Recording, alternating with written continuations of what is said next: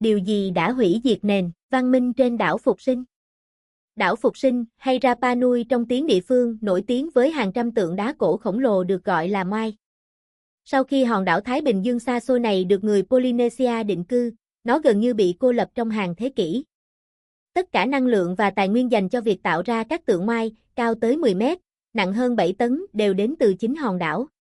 Tuy nhiên, khi người Hà Lan đặt chân tới đây năm 1722, họ chỉ thấy một nền văn hóa thời đồ đá. Các tượng Moai được đẽo bằng công cụ đá, rồi vận chuyển hàng chục km mà không cần bánh xe hay động vật kéo, đặt lên bệ đá khổng lồ. Danh tính của những người xây tượng Moai từng gây tranh cãi cho đến tận thế kỷ 20.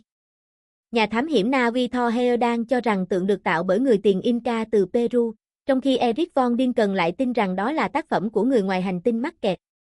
Tuy nhiên, khoa học hiện đại dựa trên bằng chứng ngôn ngữ, khảo cổ và di truyền đã chứng minh người Polynesia chính là chủ nhân thật sự của các tượng, dù vẫn chưa rõ họ di chuyển chúng bằng cách nào.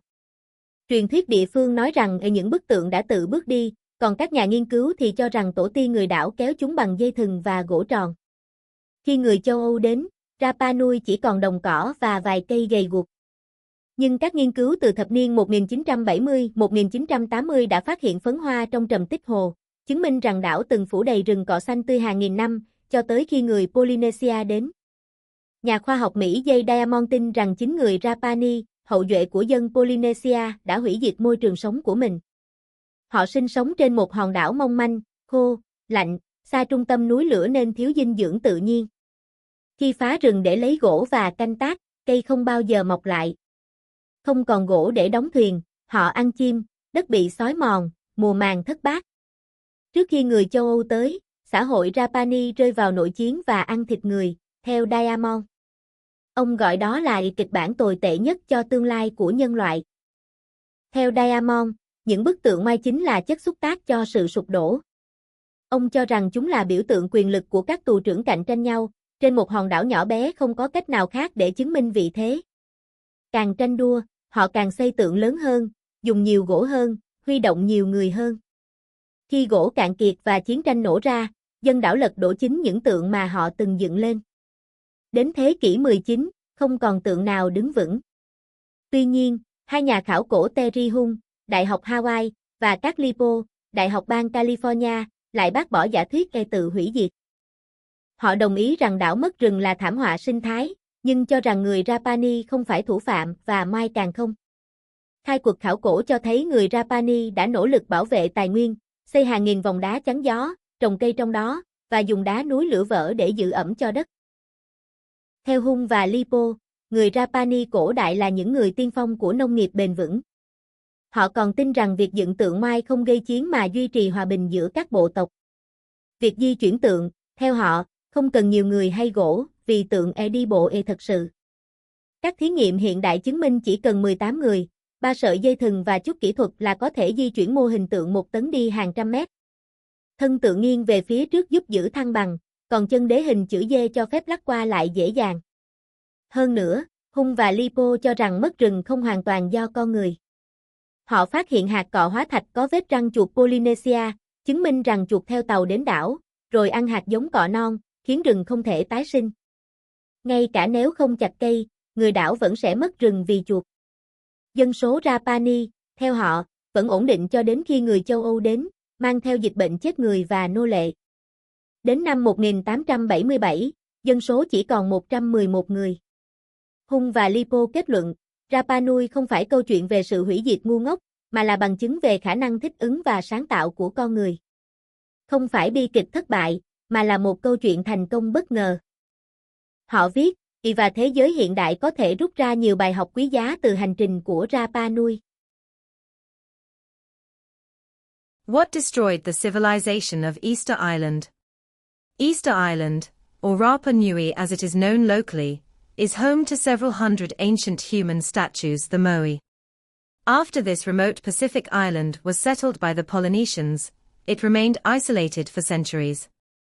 All the energy and resources that went into the moai, some of which are 10 meters tall, and weigh over 7,000 kilos, came from the island itself. Yet when Dutch explorers landed in 1722, they met a Stone Age culture. The moai were carved with stone tools, then transported for many kilometers, without the use of animals or wheels, to massive stone platforms. The identity of the moai builders was in doubt until well into the 20th century. Thor Heyerdahl, the Norwegian ethnographer and adventurer, thought the statues had been created by pre-Inca peoples from Peru. Best-selling Swiss author Erich von Däniken believed they were built by stranded extraterrestrials. Modern science, linguistic, archaeological, and genetic evidence has definitively proved the moai builders were Polynesians, but not how they moved their creations. Local folklore maintains that the statues walked, while researchers have tended to assume the ancestors dragged the statues somehow, using ropes and logs. When the Europeans arrived, Rapa Nui was grassland, with only a few scrawny trees. In the 1970s and 1980s, though, researchers found pollen preserved in lake sediments, which proved the island had been covered in lush palm forests for thousands of years. Only after the Polynesians arrived did those forests disappear. U.S. scientist Jared Diamond believes that the Rapa Nui people, descendants of Polynesian settlers, wrecked their own environment. They had unfortunately settled on an extremely fragile island, dry, cool, and too remote to be properly fertilized by windblown volcanic ash. When the islanders cleared the forests for firewood and farming, the forests didn't grow back. As trees became scarce and they could no longer construct wooden canoes for fishing, they ate birds. Soil erosion decreased their crop yields. Before Europeans arrived, the Rapa Nui had descended into civil war and cannibalism, he maintains. The collapse of their isolated civilization, Diamond writes, is a worst-case scenario for what may lie ahead of us in our own future. The moai, he thinks, accelerated the self-destruction. Diamond interprets them as power displays by rival chieftains who, trapped on a remote little island, lacked other ways of asserting their dominance. They competed by building ever bigger figures. Diamond thinks they laid the moai on wooden sledges, hauled over log rails, but that required both a lot of wood and a lot of people. To feed the people, even more land had to be cleared. When the wood was gone and civil war began, the islanders began toppling the moai. By the 19th century, none was standing.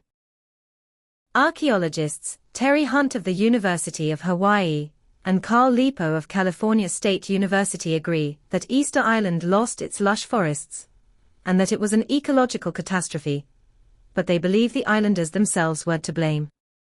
And the moai certainly weren't. Archaeological excavations indicate that the Rapa Nui went to heroic efforts to protect the resources of their wind-lashed, infertile fields. They built thousands of circular stone windbreaks, and gardened inside them, and used broken volcanic rocks to keep the soil moist. In short, Hunt and Lipo argue, the prehistoric Rapa Nui were pioneers of sustainable farming. Hunt and Lipo contend that moai building was an activity that helped keep the peace between islanders. They also believe that moving the moai required few people and no wood, because they were walked upright. On that issue, Hunt and Lipo say, archaeological evidence backs up Rapa Nui folklore.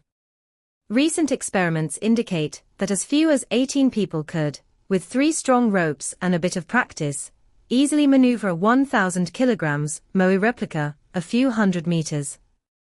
The figure's fat bellies tilted them forward, and a D-shaped base allowed handlers to roll and rock them side to side. Moreover, Hunt and Lipo are convinced that the settlers were not wholly responsible for the loss of the island's trees. Archaeological finds of nuts from the extinct Easter Island palm show tiny grooves, made by the teeth of Polynesian rats. The rats arrived along with the settlers, and in just a few years, Hunt and Lipo calculate, they would have overrun the island. They would have prevented the reseeding of the slow-growing palm trees and thereby doomed Rapa Nui's forest, even without the settlers' campaign of deforestation.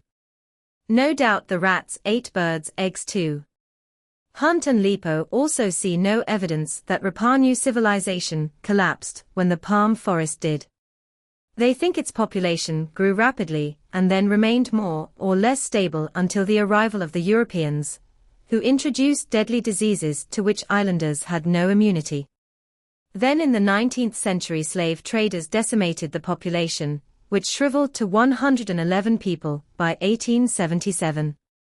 Hunt and Lipo's vision, therefore, is one of an island populated by peaceful and ingenious Moai builders and careful stewards of the land, rather than by reckless destroyers ruining their own environment and society. Rather than a case of abject failure, Rapa Nui is an unlikely story of success, they claim. Whichever the case, there are surely some valuable lessons which the world at large can learn from the story of Rapa Nui.